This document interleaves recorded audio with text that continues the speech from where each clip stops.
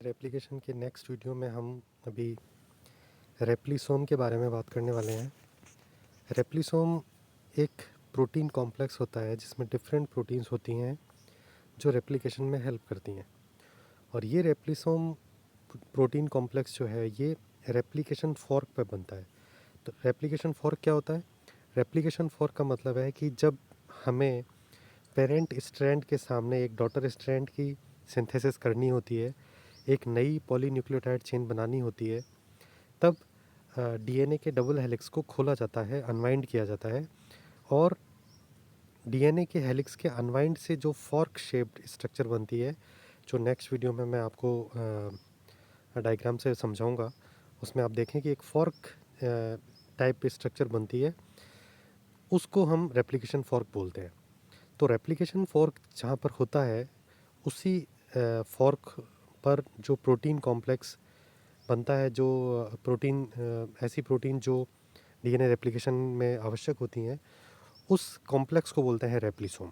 तो ये बैक्टीरिया में और यूकैरियोट्स में एक ही जैसा होता है, सेम टाइप की प्रोटीन्स होती हैं, लेकिन उनके अंदर भी काफ़ी डिफरेंसेस होते हैं। अलग अलग प्रकार की प्रोटीन है, लेकिन बेसिक जो एंजाइम्स हैं वो या उनके जो फंक्शन है वो सेम है। तो यहाँ पर हम देखते हैं सबसे पहला जो कंपोनेंट है वो है डीएनए हेलिकेस। इस टेबल में आप देख रहे हैं डीएनए हेलिकेस लिखा हुआ है। डीएनए हेलिकेस वो एंजाइम है जो रेप्लिकेशन फॉर्क के आगे चलता हुआ उसको अनवाइंड करता है, खोलता है डीएनए हेलिक्स को। डीएनए लाइगेस वो एंजाइम है जो लैगिंग स्ट्रैंड पर ओकाज़ाकी फ्रेगमेंट्स जो बनते हैं उनको आपस में जोड़ता है। डीएनए पॉलीमरेज सबसे इम्पॉर्टेंट एंजाइम है अपना डीएनए रेप्लिकेशन का, क्योंकि यही वो एंजाइम है जो पॉलीमराइजेशन करता है, फॉस्फोडाइस्टर बॉन्ड बनाता है और पॉलीन्यूक्लियोटाइड सिंथेसिस करता है। तो डॉटर स्ट्रैंड की सिंथेसिस के लिए डिफरेंट प्रकार के डीएनए पॉलीमरेज हो सकते हैं, बैक्टीरिया में भी और यूकैरियोट्स में भी, जिसकी अपन आगे बात करेंगे। तो यहाँ पर लिखा हुआ है डीएनए सिंथेसिस करता है repair of gaps in lagging strand.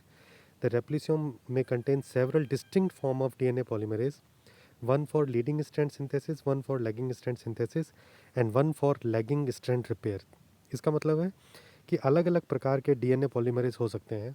जो लीडिंग स्ट्रैंड की सिंथेसिस है उसके लिए अलग पॉलीमरेज होगा, लैगिंग स्ट्रैंड की सिंथेसिस के लिए अलग पॉलीमरेज होगा और लैगिंग स्ट्रैंड रिपेयर के लिए अलग से पॉलीमरेज होगा। तो वो कौन कौन से उनके डिफरेंट टाइप्स क्या हैं वो अपन आगे देखेंगे।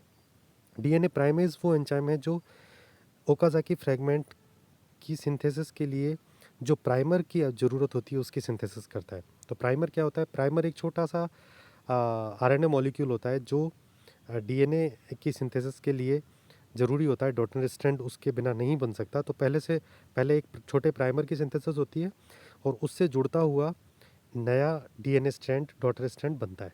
तो प्राइमिंग का काम करता है। डीएनए टोपोआइसोमरेज क्या होते हैं? डीएनए टोपोआइसोमरेज जो है वो टॉर्शनल स्ट्रेन हटाते हैं।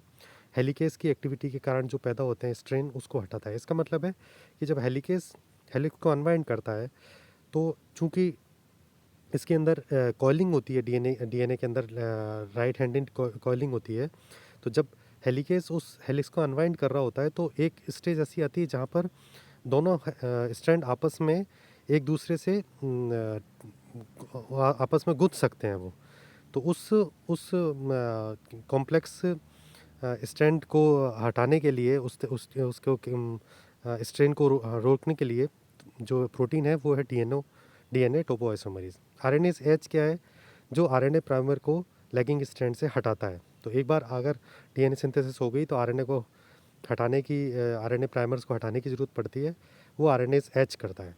सिंगल स्ट्रैंड बाइंडिंग प्रोटीन, तो जब सिंगल स्ट्रैंड बाइंडिंग प्रोटीन क्या करती है कि जब रेप्लिकेशन फॉर्क में हम हेलिक्स को अनवाइंड कर देते हैं तो दोनों डबल स्ट्रैंडेड जो स्ट्रैंड्स हैं वो एक दूसरे से दूर हो जाते हैं और सिंगल स्ट्रैंडेड बन जाते हैं। उस सिंगल स्ट्रैंडेड रीजन को स्टेबलाइज करने के लिए, ताकि वो सिंगल स्ट्रैंडेड ही रहे और सिंगल डीएनए की सिंथेसिस तक सिंगल स्ट्रैंडेड बना रहे, उसको स्टेबलाइज करने के लिए सिंगल स्ट्रैंडेड बाइंडिंग प्रोटीन्स होती हैं जो बैक्टीरिया और यूकैरियोट्स में अलग अलग प्रकार की होती है, जिसकी अपन आगे बात करेंगे। Thank you.